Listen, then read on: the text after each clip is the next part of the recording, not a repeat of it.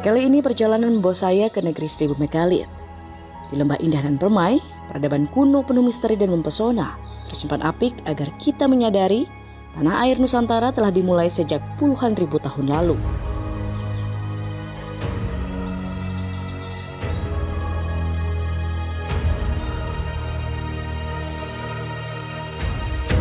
Berbagai situs batu terhampar di luasnya Taman Nasional Lorilindu menjadikannya ladang ilmu. Menyusuri lorong waktu zaman batu, kita mulai perjalanan ini bersama saya, Gadis Bianca.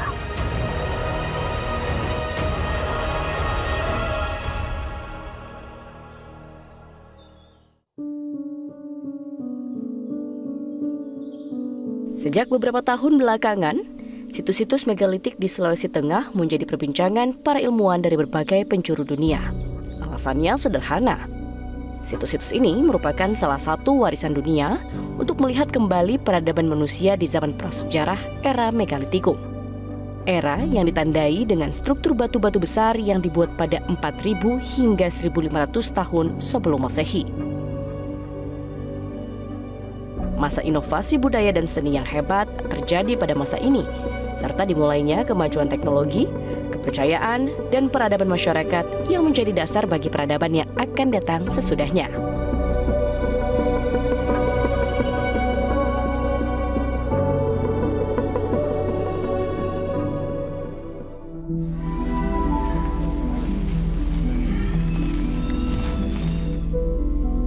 Dengan kekayaan warisan budaya yang ada, pemerintah Provinsi Sulawesi Tengah pun terus mendorong pengembangan potensi pariwisata situs-situs megalitik yang unik dan hanya satu-satunya di tanah air ini.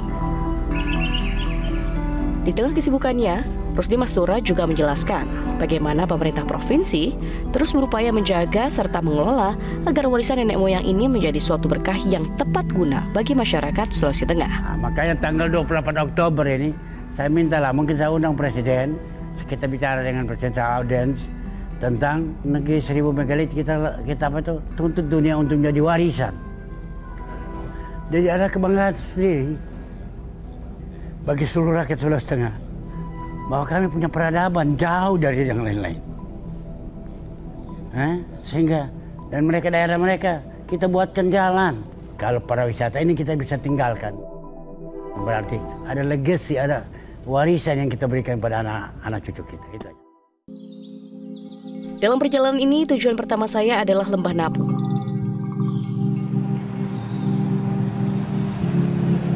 Dari Kota Palu, kami melewati Kabupaten Sigi sebelum masuk ke Kabupaten Poso. Perjalanan melewati gunung dan hutan selama kurang lebih 4 jam tak terasa berat ketika saya akhirnya bisa melihat permukiman warga di ujung mata.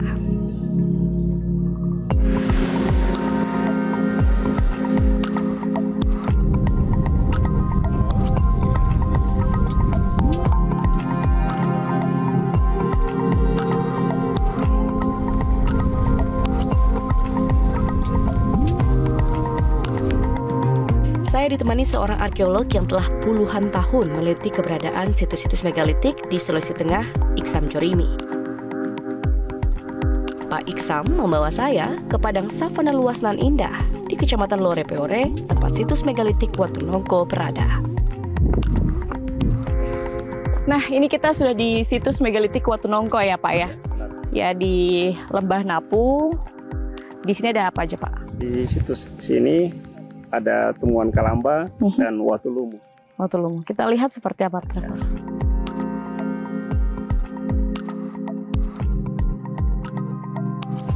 Ini apa ya, Pak?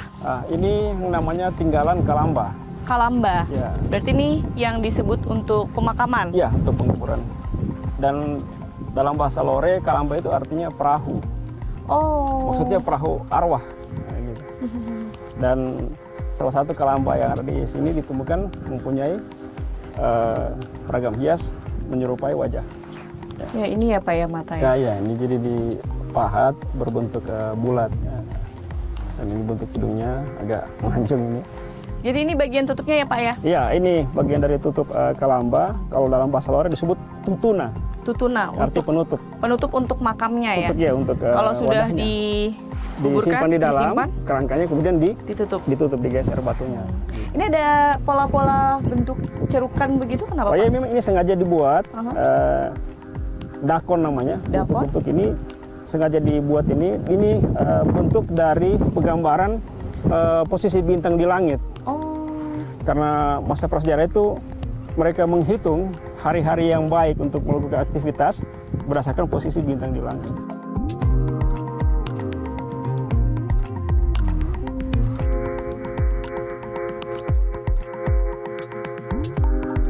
Ini situs berikutnya namanya apa Pak? Ini? Ya, ini masih di situs Watunongko. Nah, ini temuan yang khas juga yang selain Kalamba. Ini namanya Watulumu. Watulumu. Ya. Perbedaannya apa sama Kalamba? Bentuk. Perbedaan bentuk.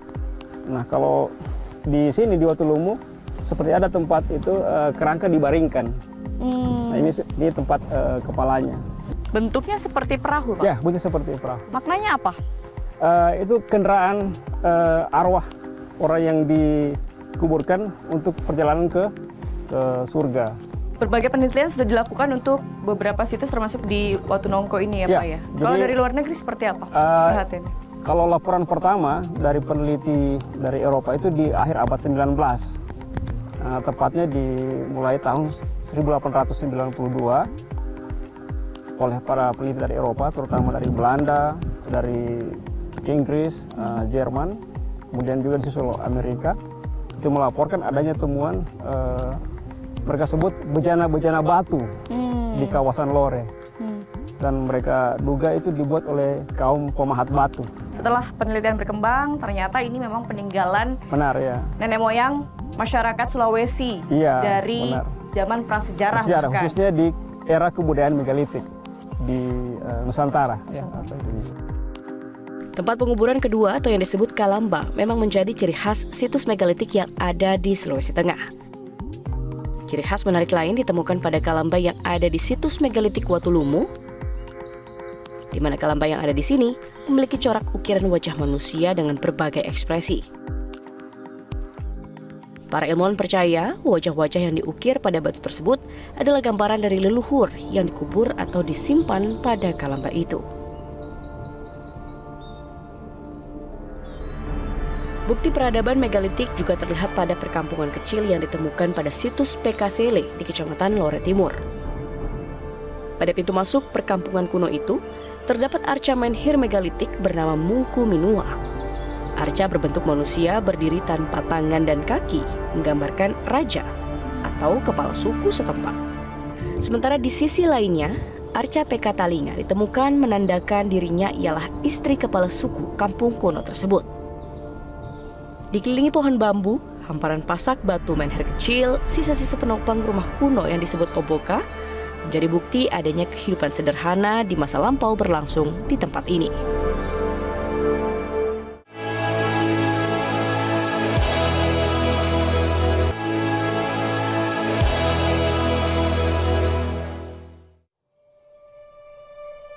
Keberadaan cagar budaya situs megalitik tidak lepas dari peranan masyarakat suku Lore sebagai masyarakat asli yang tinggal di kawasan Taman Nasional Lore Lindu. Menurut catatan para peneliti, sekitar 400 situs megalitik tersebar di 3 kawasan di Kabupaten Poso, yakni di Lembah Napu, Lembah Besoa, dan Lembah Bada.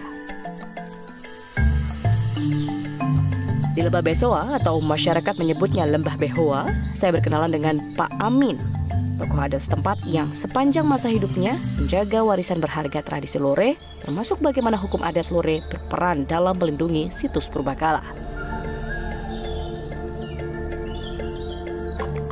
Seperti kemarin ada pengerusakan di Batu Toki, arcanya diambil, dicuri, dibawa ke Palu, sudah sampai di pelabuhan, tapi masyarakat kejar melalui lembaga adat, dikejar sampai melibatkan polisi, diambil itu, arca itu dikembalikan di sini.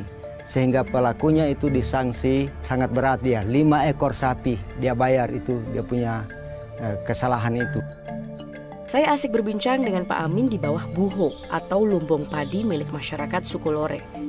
Selain menjadi tempat masak atau dapur dengan tungku perapian di tengah, tempat ini memang biasanya dijadikan sebagai tempat mogombo atau tempat musyawarah adat dilakukan. Jadi setiap rumah adat Tambi itu harus ada buhoknya karena tempat menyimpan padi. Jadi diibaratkan sebagai suami istri. Kalau Tambi itu suami, buhok ini istrinya. Sepasang ya? Ya, sepasang. Makanya di ujung tangga itu ada gambar, di sana wajah laki, di sini wajah perempuan di ujung tangga itu. Ini dia Travelers, tampilan depan dari Tambi, rumah adat suku Lore dan buho atau lumbung padinya. Menarik sekali, saya berkesempatan masuk dan melihat langsung interior bangunan rumah Tambi, warisan asli dari ratusan tahun lalu yang tersisa hanya satu-satunya di Lembah Besoa ini.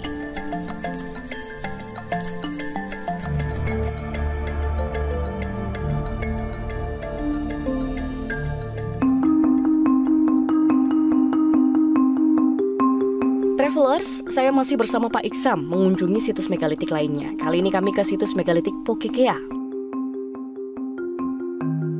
Ini apa Pak? Situs? Salah satu tinggalan megalit yang khas dan unik di situs Pokekea ini. Namanya Kalamba. Ini Kalamba juga ya? Masih jenis Kalamba. Pak, ini kalau kita lihat motifnya wajah ya Pak ya? Ya benar. Jadi di sekeliling wadah Kalamba ini terdapat 8 ragam hias menyerupai wajah manusia. 8 melingkar ya, di Kalamba ini. Jadi dia maknanya apa Pak? Diasumsikan itu sebagai penjaga di 8 arah mata angin supaya bisa memberkati kehidupan masyarakat di masa lampau. Kalau kita lihat situs megalitik di Poso ini kan luar biasa banyak, ya, melimpah begitu di berbagai tempat di Lembah Napu sebelumnya di Besoa juga. Maknanya apa Pak melihat adanya situs-situs megalitik ini? Pertama nilai akademis. Jadi tinggalan megalit yang ada di Sulawesi Tengah atau di Lore ini menjadi kajian multidisiplin ilmu. Yang kedua itu nilai strategis. Nah, masyarakat di masa lampau sudah mengenal sistem gotong royong dalam membangun monumen-monumen megalit. Nah, itu bisa kita ambil pelajaran. Nilai gotong royong itu bisa diterapkan hingga kehidupan sekarang ini. Atau integrasi antar suku bangsa dalam gotong royong. Nah, nilai yang ketiga adalah nilai ekonomis. Adalah pemanfaatan seluas-luasnya tinggalan megalit untuk pembangunan atau ada manfaatnya untuk masyarakat sekitar. Apakah bisa kita katakan bahwa peradaban tertua di Indonesia di Sulawesi? Ya, benar. Jadi dengan adanya tinggalan megalit yang seperti kita lihat sekarang ini itu menjadi bukti bahwa kehidupan masyarakat yang ada di Lore atau Sulawesi Tengah atau di Indonesia sudah berlangsung sejak zaman prasejarah dan mereka sudah mempunyai pengetahuan yang sangat maju dan organisasi pengerahan massa yang sangat besar. Jadi mereka sudah punya teknologi yang sangat berkembang dan itu bisa mengarah kepada bukan lagi istilah kebudayaan tapi peradaban. Karena beberapa studi mengatakan bahwa tinggalan megalit yang ada di Sulawesi Tengah itu bagian dari perjalanan migrasi suku-suku bangsa di Asia Pasifik. Dan kita patut bangga. Nah, kita ya seperti itu, harus bangga dengan tinggalan yang ditinggalkan oleh nenek moyang kita. Situs Pokekea menjadi salah satu situs yang memiliki ragam artefak paling lengkap. Beberapa Kalamba yang ada di sini memiliki ragam hias bernilai seni tinggi. Hanya golongan berstrata sosial tinggi saja yang memiliki ragam hias di Kalamba atau makam mereka. Hiasan yang menarik salah satunya adalah yang menampilkan makaka Sulawesi.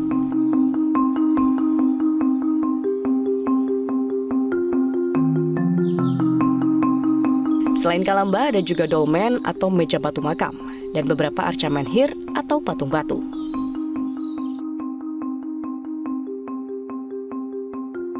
Sementara itu ada juga arca menhir dengan bentuk serupa di Lembah Besoa, yakni arca menhir Tadulako.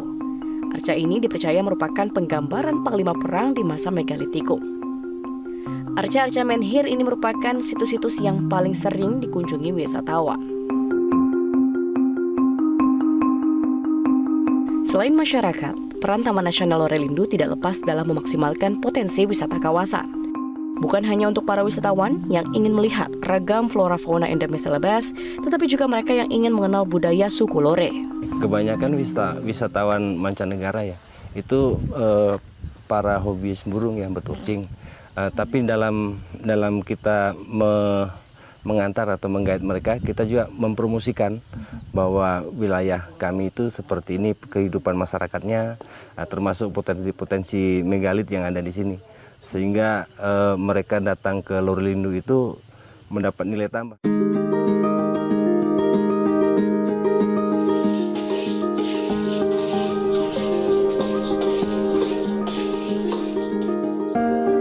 Memang perlu kerja keras banyak pihak agar kita bisa melestarikan apa yang ditinggalkan leluhur kita. Warisan berharga yang perlu kita jaga.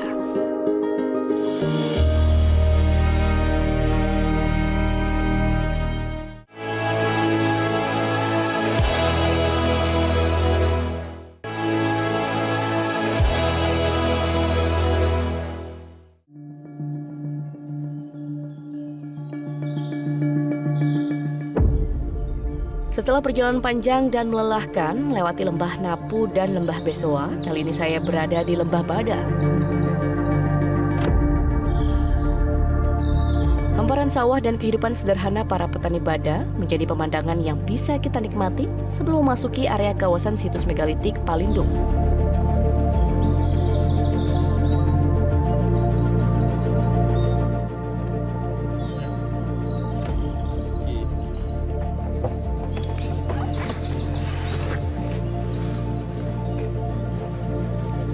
Ya, sekarang kita sampai. Ini namanya Palindo Lara, Pak. Artinya apa itu? Ya. Kalau dalam bahasa Lore, dialek Bada itu artinya pelipur lara, ya, orang yang bijak. Gitu.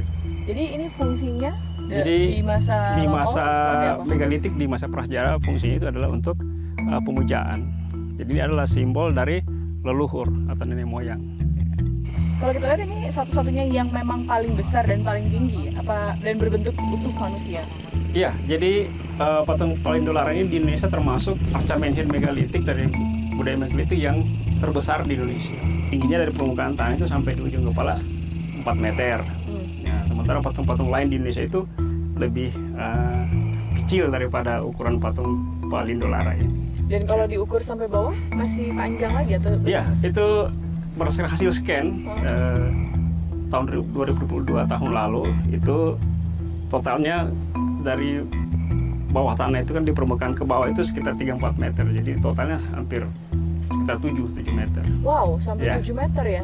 Ini manusia raksasa. Iya, terasa seperti itu. Kalau kita lihat posisinya ini agak miring. Dari awal ditemukan sudah begini atau seperti apa? Iya, dari hasil laporan peneliti di akhir abad 20 memang sudah dilaporkan ditemukan dalam keadaan miring. Tapi ada cerita rakyatnya bahwa patung ini miring karena dulu ada perang antar suku saling memperebutkan patung ini. Kalau dilihat jenis kelamin ini laki-laki atau perempuan? Kalau dari genetalinya sudah jelas ini adalah laki-laki dan digambarkan dipahat kedua tangan itu mengarah kepada genitalia. Oh, ini jarinya ya? Ya, jari ada 5 jelas. 1, 2, 5. Menhir yang raksasa ini yang ada di sini Palindo.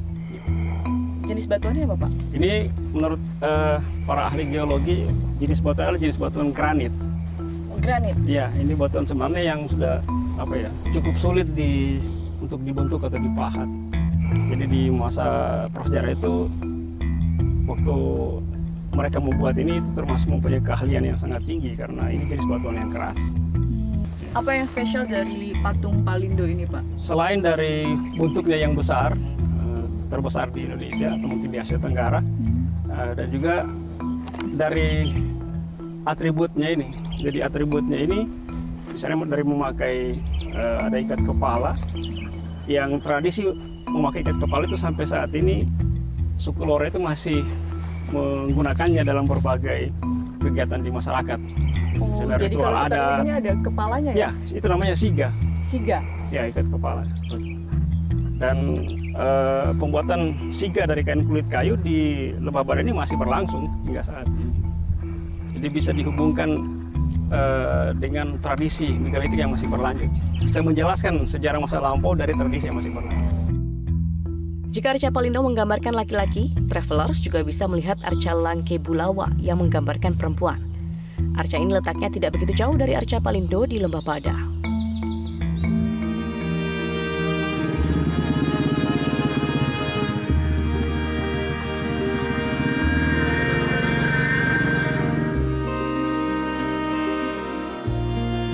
Permisi, Bapak. Iya. Ini lagi buat apa, Pak?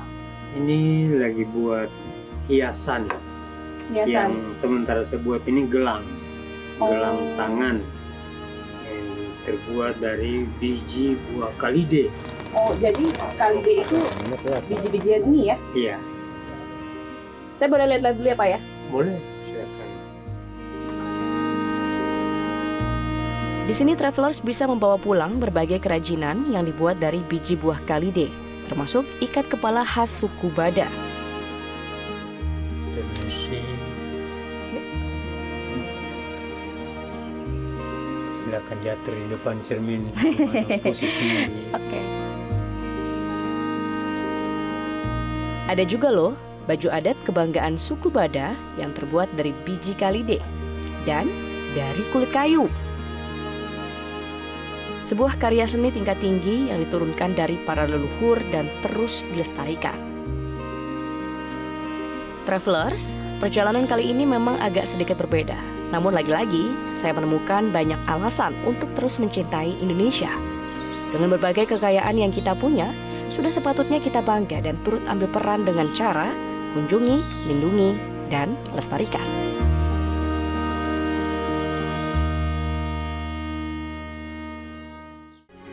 Metro TV. Jelajahi cara baru mendapatkan informasi. Download Metro TV Extend sekarang.